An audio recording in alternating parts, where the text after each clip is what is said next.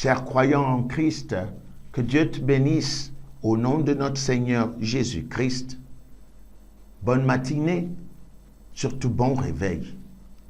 En relation avec l'enseignement intitulé « Le point de vue de Dieu et le point de vue de l'homme » que je vous ai récemment envoyé et qui développe Proverbe 22 du verset 20 au verset 21, à savoir, je cite, « N'ai-je pas déjà pour toi mis par écrit des conseils et des réflexions pour t'enseigner des choses sûres, des paroles vraies, afin que tu répondes par des paroles vraies à celui qui t'envoie. Et il nous a semblé nécessaire d'initier les croyants à la méditation et à la pratique de la parole de Dieu à travers une étude journalière et assidue. Une étude journalière et assidue du livre des Proverbes qui, pour nous, très sincèrement et probablement, est la sagesse personnifiée de Dieu au niveau des 5 sens.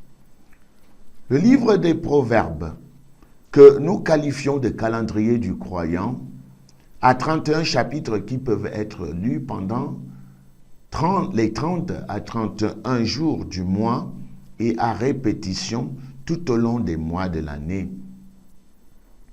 Nous croyons que ces versets qui communiquent la sagesse divine permettront à l'homme dévot, c'est-à-dire celui qui pratique ses dévotions envers la divinité, d'avoir une autre vision de la vie, un schéma perceptuel différent.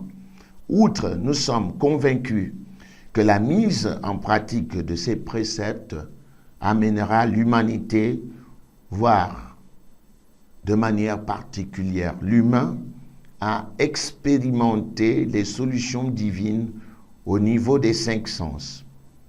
En cette merveilleuse matinée, nous vous proposons de lire, de méditer, de s'y forcer à retenir, de répandre et surtout de mettre en pratique Proverbe chapitre 9 du verset 1 au verset 6 qui affirme ce qui suit.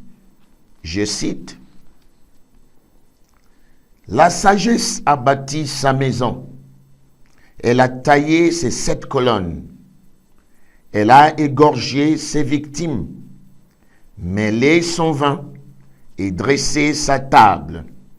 Elle a envoyé ses servantes et elle crie sur le sommet des hauteurs de la ville. Que celui qui est stupide entre ici. » Verset 4. Elle dit à ceux qui sont dépourvus de sens. Verset 5. Venez, mangez de mon pain et buvez du vin que j'ai mêlé. Verset 6. Quittez la stupidité et vous vivrez, et marchez dans la voie de l'intelligence. Fin de citation.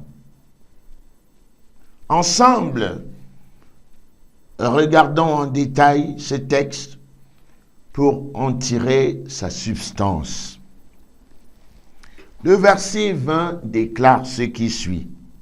Je cite, « La sagesse a bâti sa maison, elle a taillé ses 7 colonnes. » C'est encore la personnification de la sagesse, laquelle est une articulation de la pensée, une articulation de l'intelligence mise en pratique pour la résolution des problèmes. Alors, cette articulation de l'intelligence ici est personnifiée, c'est-à-dire qu'on lui donne la capacité de parler de par elle-même. On la transforme en un être humain. La sagesse a bâti sa maison. Elle a taillé ses 7 colonnes. Le chiffre 7, dans la parole de Dieu, est la perfection spirituelle. Si la sagesse a bâti ces 7 colonnes, cela voudrait dire que la sagesse divine est parfaite. Elle a égorgé ses victimes, mais les sont vains. La sagesse ici prend l'attitude d'un homme qui invite des amis, des passants à venir festoyer avec lui. La sagesse a égorgé ses victimes, mêlé son vin et dressé sa table. C'est la fête de la connaissance, la fête des interactions.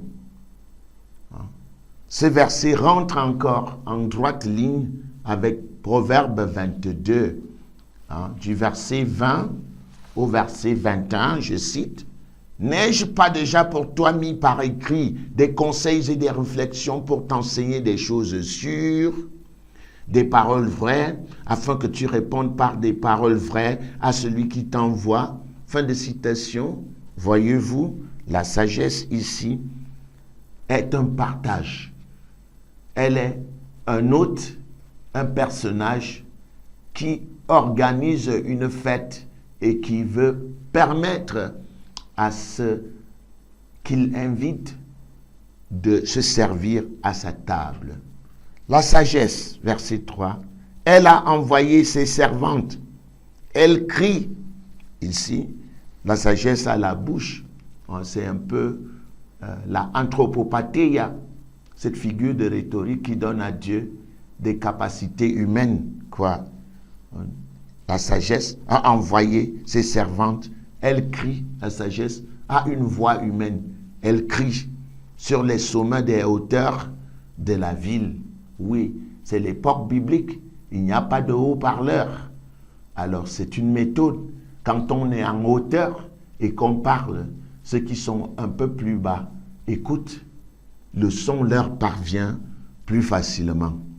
Et que dit la sagesse? Que celui qui est stupide entre ici. Elle entre où? Sous les 7 colonnes. Elle entre sous la connaissance divine qui est parfaite. C'est ce que dit Jérémie, chapitre 17. Je vais vous permettre de lire ce texte. Jérémie, chapitre 17, verset 5. Verset 5. Je cite pour vous. Ainsi parle l'Éternel. Maudit soit l'homme qui se confie dans l'homme, qui prend la chair pour son appui. Chaque fois qu'on lit le mot chair dans la Bible, Louis II, il s'agit des 5 sens. Maudit soit l'homme qui se confie dans l'homme, qui prend ses 5 sens pour appui. Ça, c'est Proverbe 3, verset 5, qui dit « Confie-toi en l'Éternel et ne t'appuie pas sur ta sagesse. Reconnais-le dans toutes tes voies et il aplanira tes sentiers. » Voilà. Maudit soit l'homme qui se confie dans l'homme, qui prend les 5 sens pour son appui. Il prend sa connaissance, il prend son enculturation pour vérité absolue. Il se sert des connaissances acquises pour résoudre ses problèmes, mais les connaissances acquises en dehors de la divinité ne sont pas des connaissances certaines, elles sont des connaissances sujets d'analyse. Je vais citer la fin du verset, et qui détourne son cœur de l'Éternel. Maintenant, le verset 6 utilise la figure de rhétorique similaire, l'une des 3 figures de comparaison grecque, simile, métaphore et hypokatastasis. La simile ici, c'est comme, c'est le mimétisme. Il est comme. Qui est comme? Cette personne qui utilise ses 5 sens et qui ne fait pas cas de Dieu, qui pense que ses résolutions sont bonnes pourvu qu'elles sortent de son intellect. Il est comme un misérable dans le désert. Voilà, c'est une représentation. Le désert, une zone désertique est une zone brûlée. Il n'y a que du sable. Il n'y a même pas parfois de l'eau. Et les températures sont élevées. Il est comme un misérable dans le désert et il ne voit point arriver le bonheur. Il habite les lieux brûlés du désert, une terre salée et sans habitation. Voilà. Et le verset 7 met en contraste ce qui précède et ce qui suit. Béni soit l'homme qui se confie dans l'Éternel. Voilà cet homme de qui va parler Proverbe 9, verset 3. La sagesse a envoyé ses servantes. Elles crient sur les montagnes, sur les sommets des hauteurs de la ville, que celui qui est stupide entre ici. Entre où? Sous les 7 colonnes. La perfection, la connaissance, qui est une connaissance certaine. Vous savez, même dans la classification des connaissances de Platon, nous avons Platon qui stratifie la connaissance. Il en fait 3 niveaux de connaissance. La doxa, doxa qui est la connaissance populaire, la épistémé qui est une connaissance démontrée, et il parle de la dianoia, qui est cette connaissance qui n'est pas sujette d'analyse, mais qui est une connaissance certaine, qui vient des dieux. Et c'est de cette connaissance qu'il est ici. Cette connaissance dit que celui qui est stupide, encore faut-il être conscient qu'on est stupide. On ne devient conscient de sa stupidité que si et seulement si on est honnête envers soi-même et si l'on a confronté son savoir à celui des autres. Et que celui qui est stupide entre ici. Comment l'orgueilleux saura-t-il qu'il est stupide? Comment celui qui est imbu de lui-même saura-t-il qu'il est stupide? C'est l'humilité qui précède la gloire. Il faut que l'individu soit conscient que dans l'environnement où il se trouve, il y a des gens qui ont des connaissances qui sont supérieures aux siennes et qu'il ait l'honnêteté intellectuelle de reconnaître ses études, ses bévues. Que celui qui est stupide entre ici. La sagesse dit à ceux qui sont dépourvus de sens, venez manger de mon pain et buvez de mon vin que j'ai mêlé. Ça ressemble à ce que dit Jésus-Christ en Matthieu 4, l'homme ne vivra pas de pain seulement, mais de toute parole qui sort de la bouche de Dieu. Dieu a-t-il une bouche? Non, Dieu n'a pas de bouche. C'est encore une fois la figure de rhétorique, anthropopatheia, qui donne à Dieu des qualités physiques, alors que Dieu, naturellement, est esprit. Et il faut que ceux qui l'adorent, l'adorent en esprit et en vérité. Il dit, venez manger de mon pain et buvez du vin que j'ai mêlé. Quittez la stupidité et vous vivrez, et marchez dans la voie de l'intelligence.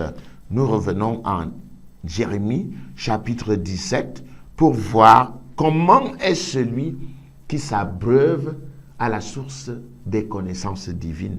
La parole de Dieu dit en Jérémie, chapitre 17, au verset 7, je cite, « Béni soit l'homme qui se confie dans l'Éternel et dont l'Éternel est l'espérance. » Verset 8, « Il est comme un arbre planté près des ruisseaux et qui étend ses racines vers le courant.